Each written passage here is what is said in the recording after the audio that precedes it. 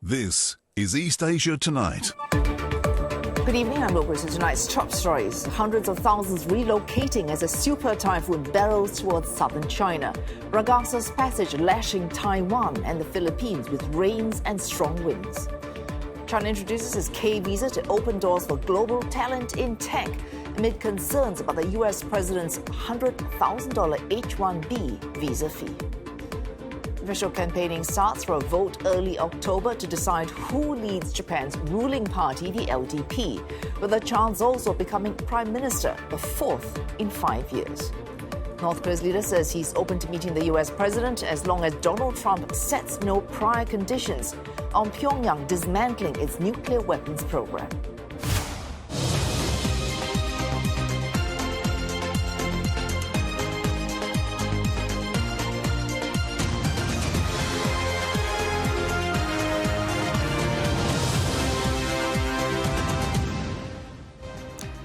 Also in the bulletin, 80 years since its creation, the United Nations under pressure from funding cuts as member states disagree over how best to handle multiple crises.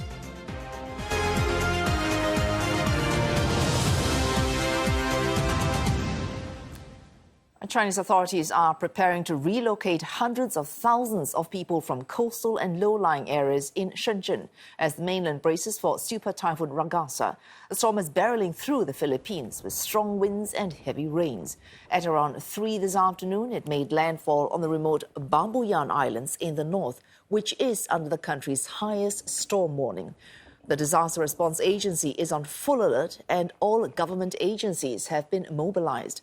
More than 10,000 Filipinos have been evacuated. Work and classes across Metro Manila and other regions have also been suspended. Ragasa is tracking west towards southern China with Hong Kong in its path. Officials are stepping up preventive measures with warnings of floods, landslides and fallen trees. Hong Kong has posted a T1 storm signal as the Asian financial hub braces for one of its strongest storms in years. That warning could be upgraded to T3 later this evening. CNA's senior correspondent Victoria Jen joins us live from Taipei. Victoria, what's the very latest on Typhoon Ragasa's impact on Taiwan? Yes, Super Typhoon Ragasa is still powering towards Taiwan and remains an extremely dangerous storm. While it's not making a landfall, the Weather Bureau says its periphery is expected to graze southern Taiwan. So far, waves off the east and south coasts are already topping 6 meters. That's making conditions more treacherous. Because of that, we're seeing major disruptions. The Transportation Ministry says 146 domestic flights have been canceled, along with 4 international services. Ferries serving Taiwan's offshore islands like Green Island and Orchard Island have also been suspended because seas are simply too rough. And it's not just travel. Schools and offices in several southern districts have been closed. And land and sea warnings are in effect across most of the island. Now, the next 24 hours will be critical as the storm edges closer to Taiwan's coast. Victoria, what have authorities issued as far as advisories go for residents in Taiwan? Well, authorities are going all out to keep people safe before the typhoon hits its peak. More than 21,000 troops are on standby with equipment for rescue and relief efforts once it's safe to deploy. In Hualien, 7,000 people have already been evacuated from mountainous and low-lying areas where flooding and landslides are a real threat. Shelters are open, and local governments in Taidong and Pingdong are ready to expand evacuations if needed. Now, for residents, the message is to wrap up preparations now. Secure anything around the homes that could be blown away. Check that drains and gutters are clear, and make sure that there's water and easy-to-eat food, batteries, and a way to charge phones if the power fails. Now, everyone's being told to stay away from riverbanks, beaches, and hillsides. And those 6-meter waves and the risk of flash floods or rock slides are too dangerous once the wind and rain set in. Well, thanks to CNA's senior correspondent Victoria Jen with that update from Taipei. Hong Kong also bracing for impact from that super typhoon. Ragasa expected to make landfall in the city tomorrow. CNA senior correspondent May Wong joins us live from the financial hub. May, we just heard Victoria there telling us flights, domestic and international, disrupted in Taiwan. For Hong Kong, what measures are authorities taking as flight disruptions are concerned? If you look at the situation right now, you can't really tell that a typhoon is approaching, a super typhoon at that. So at this point in time, well, you can imagine that the city is bracing itself for the potential intensity that will be unleashed by the super typhoon. What kind of measures they're taking? For example, at the airport as well as the flights. Well, we understand at this particular point in time, at least 500 Cathay Pacific flights are on the verge of being cancelled or being suspended. They're taking a wait-and-see approach before they actually issue that kind of a warning. Remember here that the Hong Kong International Airport runs about 1,000 flights that land and take off on a daily basis. So this will be a huge disruption, but something that they're all preparing for. Even the Hong Kong authorities have put out about 1,000 of their staff. They will be deployed at the airport to try and assist some of the passengers and set up an area to house some of these passengers who will be affected by all the super typhoon inconveniences. Now, aside from that, as you mentioned as well, Hong Kong is an international financial center, and the stock exchange has said that they'll continue to operate as well as trade stocks, because since last year they have actually moved on to continue and not disrupt it. But they have said that if necessary, if the conditions are extreme, then they will consider trying to suspend it. But at this moment, nothing right now. As you can see as well, people are out and about, and they are still trying to make use of every moment that they have before the super typhoon kicks in. I just want to also show you that behind are these tall buildings, as you can imagine, of Hong Kong skyscrapers. But the problem here is with the floor to ceiling kind of glass windows. Well, that is something that a lot of the authorities are warning, as well as the fact that construction sites with cranes on the top of the towers are also very dangerous. So the authorities have been going around to inspect buildings. They have been going around to ask the building managements to make sure that they're securing all of these scaffoldings, securing all of these tower cranes so that they are not blown off or that they will not affect the other buildings around. More importantly as well, the authorities have been making preparations for this. They are no stranger to typhoons. In the first 8 months of this year, we've already seen at least 4 typhoons hitting Hong Kong. But this time around, this is extremely severe because it is said to be even more intense than Typhoon Mangkhut, which happened in 2018. And that's the reason why when I spoke to some of the weather experts, they told me that nothing can be taken into complacency and that the authorities are looking and also are preparing to make sure that people are safe and sound in the city. We have one example 7 years ago, a super typhoon called Mangkhut. It weakened quite a lot when it come close to Hong Kong, but still it caused extensive damage. Okay, so if Ragasa is going to repeat more or less the same track as super typhoon Mangkhut, then we would probably expect even more damages in Hong Kong, simply due to the fact that it is stronger than the super typhoon Mangkhut. Well, May, as you mentioned, that super typhoon in 2018, Mangkhut, giving authorities a very good taste of what could lie ahead with Ragasa. The mainland China, Chinese mainland, southern provinces also making their preparations for Ragasa. Indeed, just obviously opposite from Hong Kong is Guangdong province, where you have the city of Shenzhen as well. And over there, Shenzhen authorities have already been warning the people and the residents of being very careful about the incoming super typhoon. Now, one of the measures that they've taken is to suspend classes, like here in Hong Kong, suspend school for at least 2 days. They've also suspended or are planning to suspend high-speed railway within Guangdong and also the railway system within Guangdong. And yet another measure is they have started to evacuate some 400,000 people who are in the coastal area who are very likely to be affected by the incoming typhoon. And one final point as well, it's about food as well as water. The Shenzhen authorities, like for example here in Hong Kong, they've also told people to perhaps be ready with enough food as well as water supply, but not to panic though.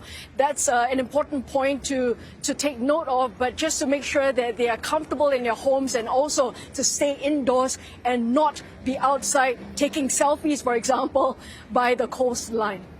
Oh, thanks for that. CNA's senior correspondent Mei Wong there in Hong Kong. The race to become the next leader of Japan's ruling Liberal Democratic Party has officially begun weeks after Prime Minister Shigeru Ishiba announced his resignation. 5 candidates are in the running. In the lead, at least according to major polls, are former Economic Security Minister Sane Takaichi and Agriculture Minister Shinjiro Koizumi, followed by Chief Cabinet Secretary Yoshimasa Hayashi, former Economic Security Minister Takayuki Kobayashi, and the LDP's former Secretary General, that's Toshimitsu Motegi. The winner has to get a majority of a total of 590 votes split between LDP lawmakers and grassroots members. And that means securing at least 296 votes to win outright.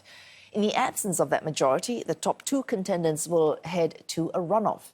Whoever wins that runoff must then seek backing from opposition lawmakers in a parliamentary vote before he or she can become prime minister. Who has no time to lose in tackling a deepening cost of living crisis and shore up support for the ruling party, the LDP. Campaigning will last for 12 days, with the vote counting set for the 4th of October. The immediate need to appeal to different causes within the LDP, but the 5 candidates looking also to remake Japan's ruling party and earn back a serious deficit in public trust. We asked Professor Kei Koga from NTU who he thinks is making the best headway on a very difficult task. North Korean leader Kim Jong-un says he's open to talks with the US if Washington does not first demand that Pyongyang dismantle its nuclear weapons program. State media KRT showing Mr. Kim speaking at the Supreme People's Assembly yesterday, during which he also said North Korea sees building nuclear arms as a matter of survival, providing a guard against what it sees as a grave threat posed by both the US and South Korea. The North Korean leader describing joint drills by the 2 allies as exercises for nuclear war. The willingness now to open talks with Donald Trump is contingent, though, on the US abandoning demands for North Korea to first denuclearize. Mr. Kim says he seeks genuine peaceful coexistence, adding he has fond memories of the US president. The leaders met 3 times during Mr. Trump's first term, including in Singapore in 2018, where they signed a joint statement agreeing to the denuclearization of the Korean peninsula. Pyongyang has since abandoned that deal and continued to develop missile and nuclear arms. South Korea, meanwhile, says it's willing to support a resumption of nuclear talks between Pyongyang and Washington, but emphasized an unchanged goal of denuclearization of the Korean peninsula. President Lee Jae-myung has ramped up efforts to improve relations with North Korea since taking office in June. But Mr. Kim has staunchly opposed efforts to ease tensions, saying Pyongyang will never sit down for talks or reunite with Seoul. Still ahead on East Asia tonight, we speak to an expert to assess the strength of the Chinese economy as it gears up to unveil its 15th five-year plan.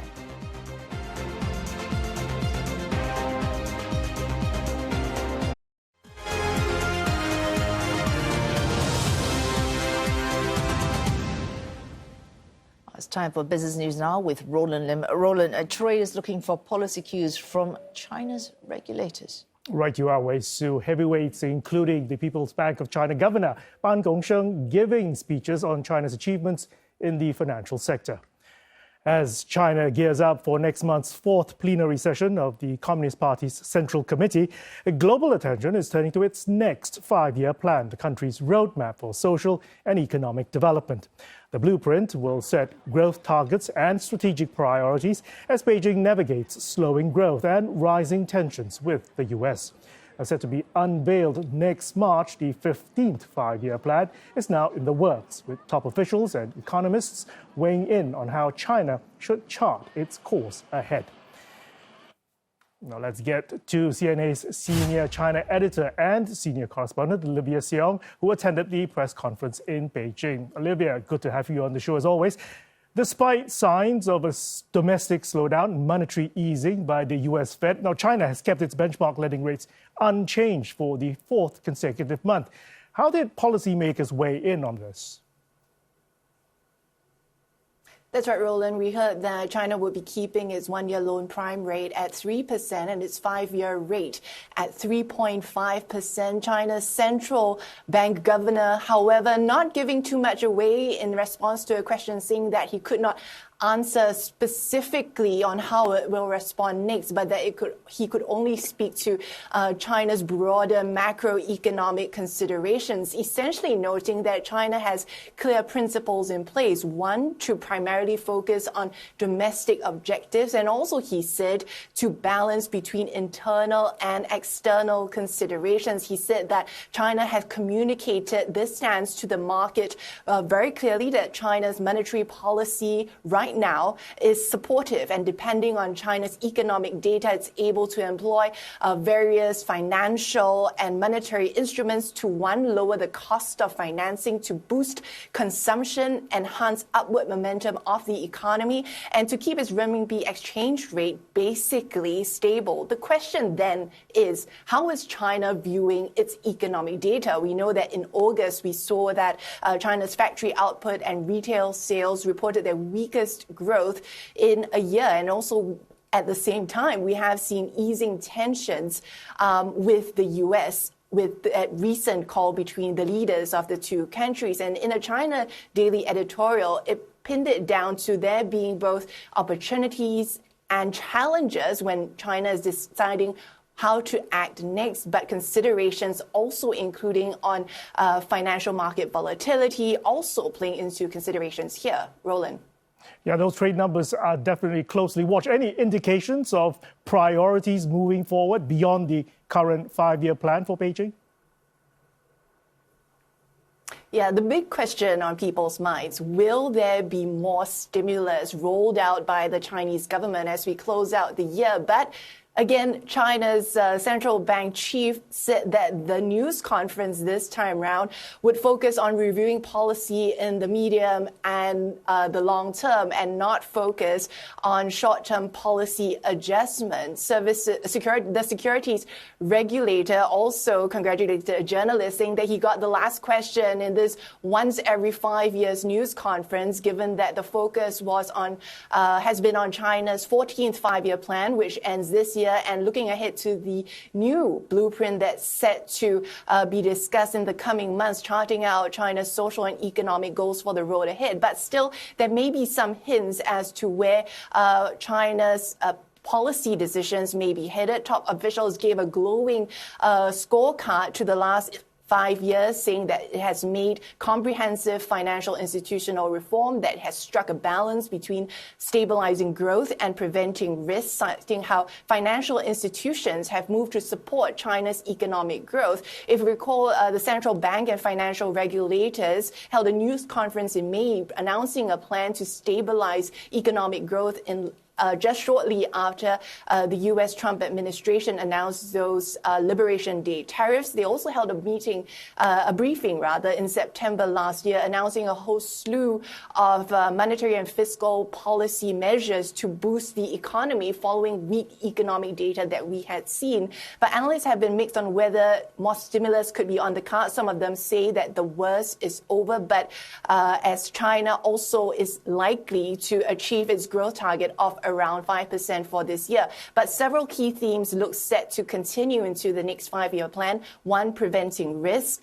China's financial regulators saying that the number of high-risk institutions has and will continue to drop, and that the debt of local government financing vehicles has fallen by more than 50%. A big focus, too, on supporting innovation with loans to China's technology, small and medium enterprises growing by an over 20% per year during the 14th five-year plan period. And The securities regulator, also key here, is the stock market. It says that it has seen significant improvement in investors' confidence and market expectations as we have seen that stock market rally despite what seems to be sluggish macroeconomic data. Roland.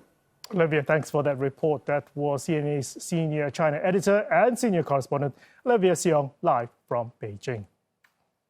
And to look beyond the achievements of the 14th five-year plan, Hao Hong, Chief Investment Officer of Lotus Asset Management, joins us live now from Hong Kong. Hao Hong, great to have you on the show. Now, as Beijing prepares to unveil its 15th five-year plan, attention obviously focusing on how China will use this blueprint to navigate rising uncertainties given tensions with the US.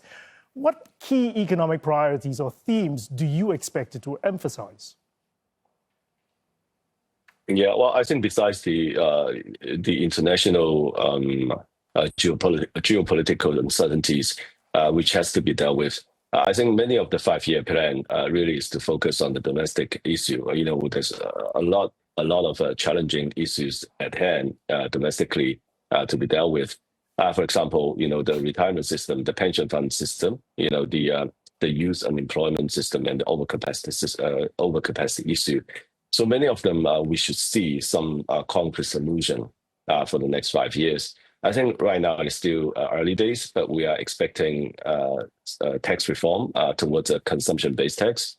We are expecting a further restructuring of the pension fund system and also more support for domestic consumption for China to transform from a manufacturing hub to a consumption center.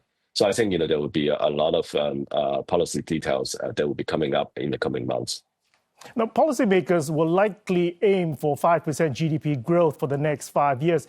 What, in your view, is the toughest economic or financial challenge?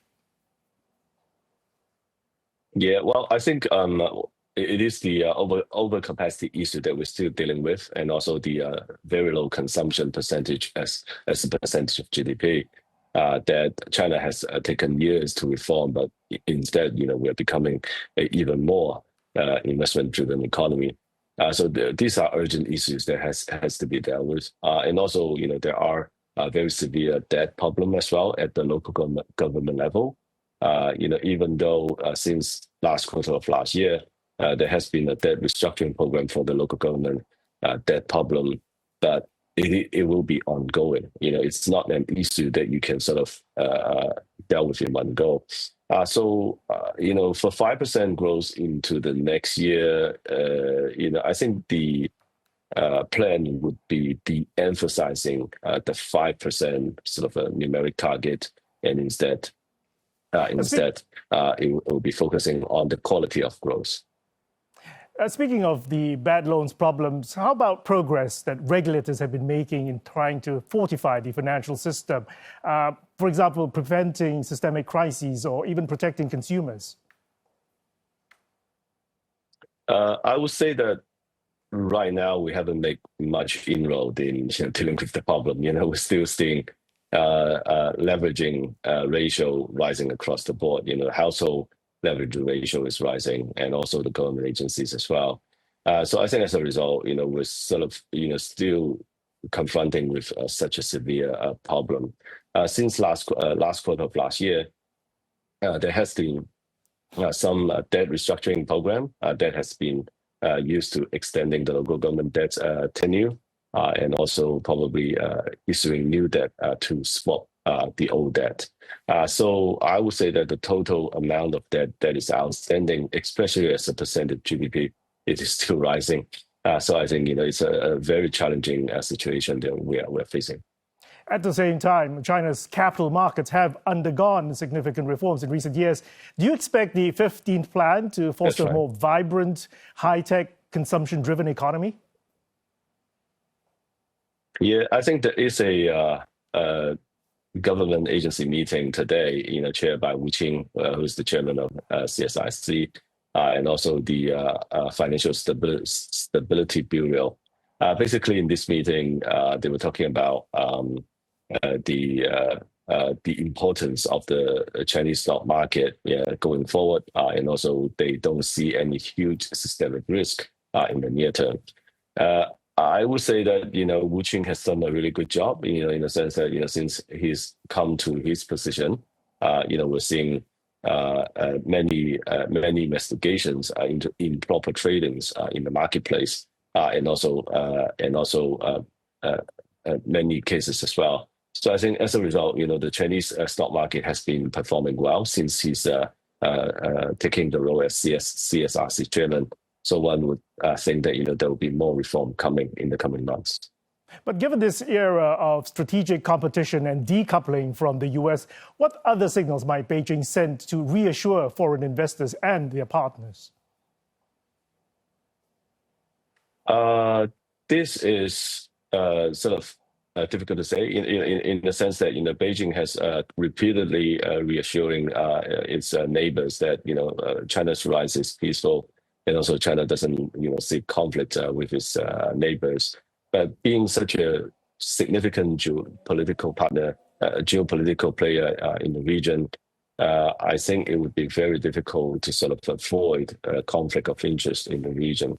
So I would say that it is a delicate issue. China is walking a very fine line, being such a superpower in the region.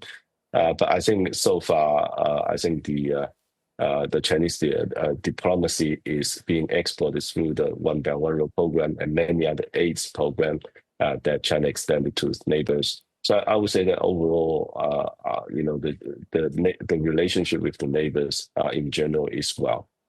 Hao Hong, thanks for those insights. That was Hao Hong, Chief Investment Officer, Lotus Asset Management in Hong Kong. And I'll be back for the impact of Donald Trump's new visa fees on Asia. For now, over to you, Wei Su. Oh, thanks for that, Roland. Still ahead on this bulletin. Our PM hopefuls begin campaigning in Japan, needing first to take over leadership of the ruling LDP from Shigeru Ishiba. As firms that could potentially take a hit after the imposition by the US president of a $100,000 fee on foreign worker visas.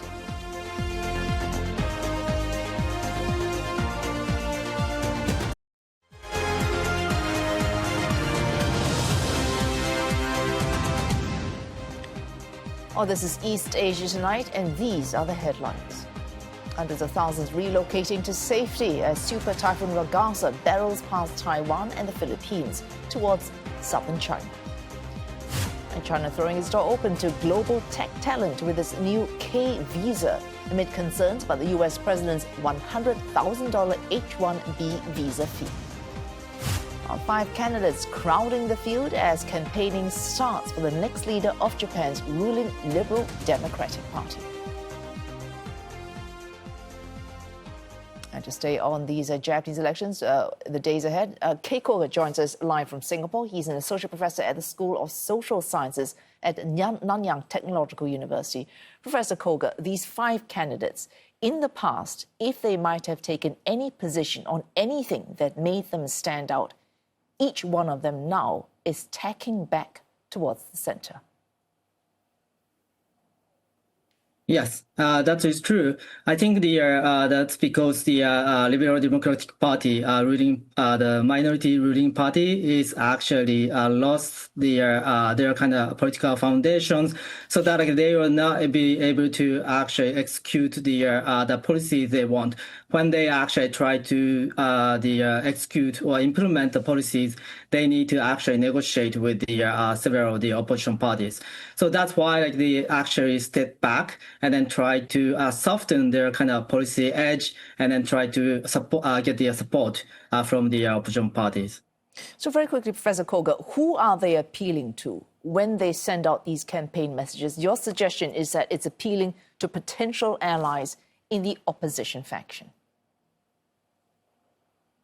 Yes, that's true. Again, I think first, they have to send a signal to gain the support from the opposition parties, whoever it is. But then at the same time, they have to also send messages to the public, because the public actually lost their trust toward the LDP since the last year or more than that. So in that sense, the LDP is trying to kind of strike the balance between the what they can do with the opposition party and try to actually gain their support from the public by rebuilding or reimaging constructing their image, positive image for the LDP.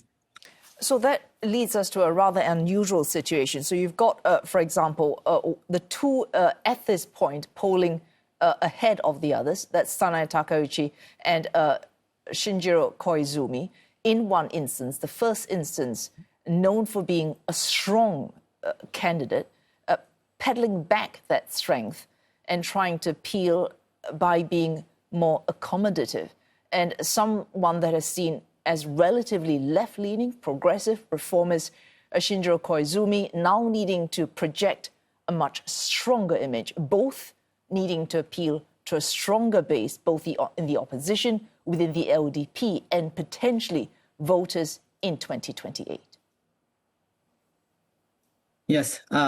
So if you actually listen to the statement made by the Koizumi and also Takaichi a few hours ago, then they were actually trying to accommodate or modify what they have been saying.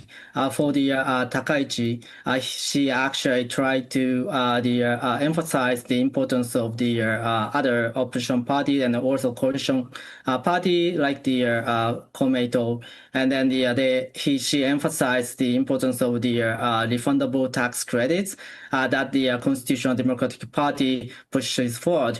On the other hand, if you actually look at the Koizumi Shinjiro, his kind of statement on with regard to the gender issues like the separate surnames for the marriage the couple, she didn't actually mention about that. So in order to try to get the support from the senior conservative members in the LDP and also those conservative public, he needed to kind of change or modify his stances. But you know, if the LDP wants to rebuild its image, to genuinely engage, to show that it is willing to take a position even on unpopular positions, its future leader needs to be able to show that it will take that position even at the risk of some unpopularity. But we're seeing potential leaders in every case walking back their positions so that they can broaden their appeal. Yes, so I guess all the kind of candidates are emphasizing the importance of the unity in the LDP. So now, like, because the LDP faces several kind of challenges. One is that they have differing opinions and also divisions within the LDP in terms of their kind of economic policies and also their kind of strategic perspective on international relations, etc., etc. So in order to actually get the LDP together, they needed to actually do something they accommodate as many perspective as possible, so that if you again like listen to the speeches or like statements made by those candidates, they actually lost some of their policy edge. It's more kind of accommodative, and then it is going to be probably difficult to figure out the clear differences between them. And then I believe those kind of candidates may actually have the strategy to push for their own agenda once they actually receive the support and becomes the president of the LDP. But then up until now, or probably like in the next 2 weeks, up until the presidential election in LDP, they may actually become more kind of cautious about their statement.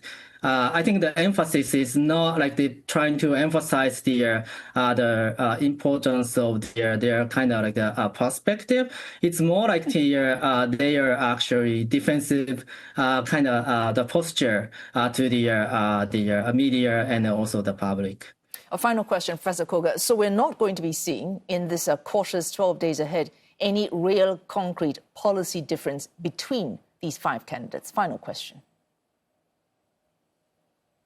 Yes, it's going to be pretty difficult. But I think if Takaichi becomes the president of the LDP, then maybe she would actually push for the aggressive fiscal policy, and then try to push forward the more kind of investment in the particular sector such as tech. And then Koizumi is also actually following the similar path. But then the sector he's going to push forward, it also actually depends on his brains who do actually support his presidency. Oh, thanks for that. Kay Koga from Singapore, associate professor at the School of Social Sciences, Nanyang Technological University. Of course, that vote on the 4th of October. And more business with Roland Lim. Roland, Mr. Trump's visa overhaul not only stirring confusion, but having an impact on Indian IT firms. Right you are. India's $280 billion IT sector bracing for more pain. At the same time, U.S. employers also facing a $14 billion annual bill for hiring skilled foreign workers. U.S. President Trump's $100,000 fee for new foreign work visas set to deal a heavy blow to American companies. More than 141,000 H-1B visas were issued last year, and if the number of applications continues at the same level with the new fee, well, companies would have to fork out some $14 billion each year. The visa is used by Silicon Valley firms to hire foreign engineers, scientists, and coders, with 2/3 of visa holders working in the IT industry. The biggest employer is Amazon, followed by Tata Consultancy Services, Microsoft, Meta, and Apple. Around 70% of the recipients are from India, while 10% are from China. Some tech leaders have hit back at the move, saying that it could increase costs and limit access to much-needed skills.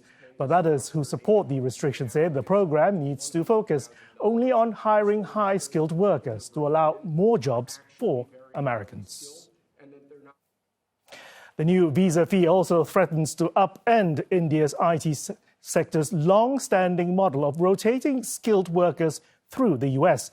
The $280 billion IT sector, which generates about 57% of revenues from the U.S., has long benefited from work visa programs and the outsourcing of software and business services.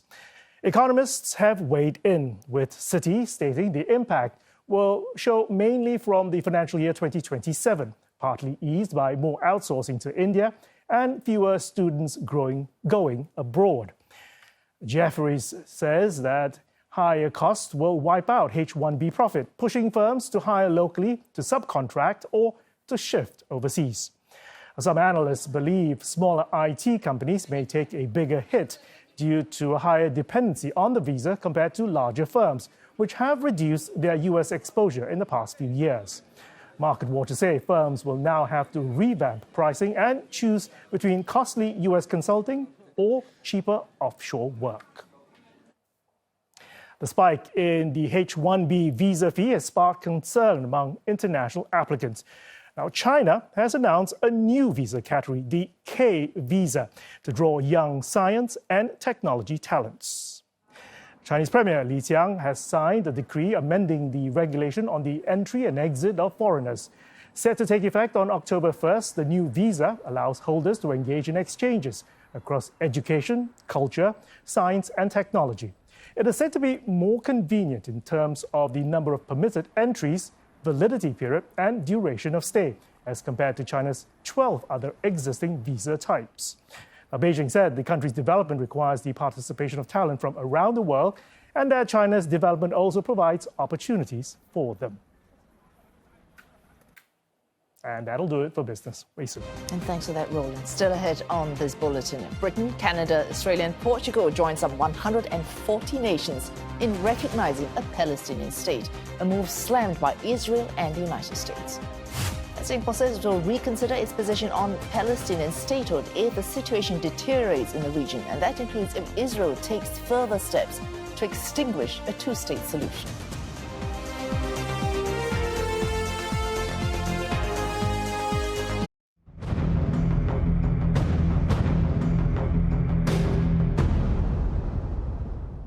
Britain, Canada, Australia and Portugal have formally recognized a Palestinian state, drawing swift condemnation from Israel. The US calling the move performative, saying the focus remains on, quote, serious diplomacy. That decision by the four nations, which are traditionally allied with Israel, aligns them with about 140 other countries, but puts them at odds with Washington. In the face of the growing horror in the Middle East, we are acting to keep alive the possibility of peace and a two-state solution. That means a safe and secure Israel alongside a viable Palestinian state. At the moment, we have neither.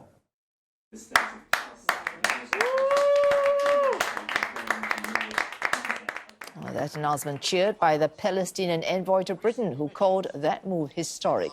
Australia as well recognizing Palestinian statehood. Prime Minister Anthony Albanese is calling it a coordinated international effort to build new momentum for a two-state solution.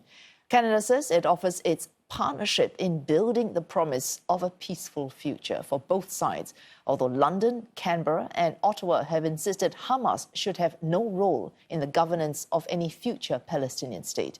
Portugal, meantime, has called the two-state solution the only path to a just and lasting peace. The statement's coming on the eve of the annual gathering of the UN General Assembly in New York, where other nations, including France and Belgium, are expected to follow suit. France and the UK is a permanent member of the Security Council. But Israel's Prime Minister has ruled out the establishment of a Palestinian state. Benjamin Netanyahu says he would announce Israel's response after a trip next week to the US, where he is scheduled to meet President Donald Trump at the White House. יש לי מסר ברור לאותם מנהיגים שמכירים במדינה פלסטינית לאחר הטבח הנורא ב-7 באוקטובר. אתם מעניקים פרס עצום לטרור. ויש לי מסר נוסף עבורכם. זה לא יהיה. לא תקום מדינה פלסטינית ממערב לירדן. Hamas has welcomed the move, but stressed it must be accompanied by, quote, practical measures to end the war in Gaza. Palestinian President Mahmoud Abbas said recognition would allow for the Palestinian state to live side by side with Israel in security and peace. Singapore will recognize the state of Palestine when it has an effective government that accepts Israel's right to exist and renounces terrorism. In a ministerial statement in Parliament on the Gaza conflict, Foreign Affairs Minister Vivian Balakrishnan said Singapore will reconsider its position if the situation continues to deteriorate. Ultimately, to resolve this long-standing conflict in a comprehensive, just and durable manner, there needs to be a negotiated settlement which results in two states. One Israeli, one Palestinian, with their peoples living alongside each other in peace, security, and dignity. As difficult and distant as it may now seem, nevertheless, we believe this is still the only viable pathway to a lasting peace. And so Singapore will continue to support any initiative to resume negotiations between the parties involved towards this ultimate goal. Dr. Balakrishnan says Singapore's position has always been consistent, as reflected by its voting record at the United Nations. He added that Singapore will impose targeted sanctions on the leaders of radical right-wing settler groups, organizations responsible for violence against Palestinians in the West Bank. Singapore's support for a two-state solution means we will oppose any steps by Israel to extinguish or undermine such a solution. Singapore cannot recognize any unilateral annexation of occupied territory because this would be a flagrant breach of international law. We will continue tracking developments closely. Our Palestinian statehood, the wars in Gaza and Ukraine could well be the focus of talks at the UN General Assembly this week. But it's shifting global power dynamics that are likely to steal the show. Mitch McCann files this report for CNA from the UN headquarters in New York. The United Nations may be marking its 80th anniversary this year, but there's little to celebrate. The organisation is facing a deepening existential crisis. With conflicts widening fractures among member nations and US funding cuts crippling its work, alliances are forming and strengthening elsewhere. In recent weeks, images of the leaders of China, India and Russia huddling together were hard to miss. They hinted at strategic alignment among the global south, including between nations that haven't always been friends. It sent the message that influential partners exist outside the West and the Western-led world order. Daniel Forti, a UN analyst at the International Crisis Group, says these alliances have been fueled by America's confrontational approach to multilateralism.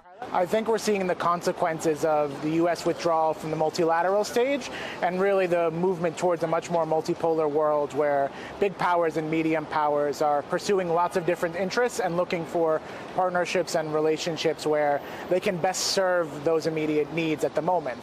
America's trade policies, aid cuts and withdrawal from international agreements and agencies have wreaked havoc around the world. Experts say it's also created room for other nations, especially China, to assert themselves on the global stage. While President Xi is unlikely to attend the General Assembly in New York, China's role will still be closely watched as its representatives heading here are expected to underscore Beijing's diplomatic priorities and reach at a time when analysts say China is taking up some of the leadership roles the US once held. It's going to become even... Wahoo guru Pal Singh Sidhu from New York University cites a recent summit in Tianjin where Beijing's diplomatic might was on full display. China has taken up that mantle, has stepped up with the Shanghai Cooperation Organization and this particular meeting in Xinjiang, which has been really kind of consolidating China's roles. In the long run, it is likely that the United States will be ceding its position and power to many of these countries just by being absent. Donald Trump will be present here at the UN for the assembly, though, while other key actors like President Xi are not expected to make the trip. Russia's Vladimir Putin and India's Narendra Modi are likely no-shows as well. It signals other priorities and factors at play. You've been my friend for a long time. Mr. Modi walks a tightrope trying to clinch a trade deal with the US while mending ties with China and maintaining its defence cooperation with Moscow. Mr. Putin is under fire over Russia's war in Ukraine as calls for sanctions and cuts to Russia's oil purchases amplify. But also dividing nations here is the Gaza war, with a major summit on Palestine and the two-state solution on Monday. Efforts to recognise Palestinian statehood are gaining momentum, even as the Palestinian delegation has been denied visas to come to the UN this year. But Benjamin Netanyahu will be there for the roll call, even as the Israeli Prime Minister faces increasing pressure to end the Gaza war. There's a growing groundswell of support for an end to what's happening in Gaza, to violations of international humanitarian law, to the deliberate starvation of the Palestinian people. And there's a growing consensus that the only way out of this is a two-state solution that recognises Palestinian sovereignty. Eyes this week will be on how these wars in Gaza and Ukraine may further divide parts of the world while bringing others together, and how this 80-year-old organisation can still navigate the revolving doors of diplomacy. For CNA, I'm Mitch McCann at the United Nations in New York. Well, that's Monday's edition of East Asia Tonight. Don't forget headlines anytime at cna.asia, plus we're on Facebook and YouTube.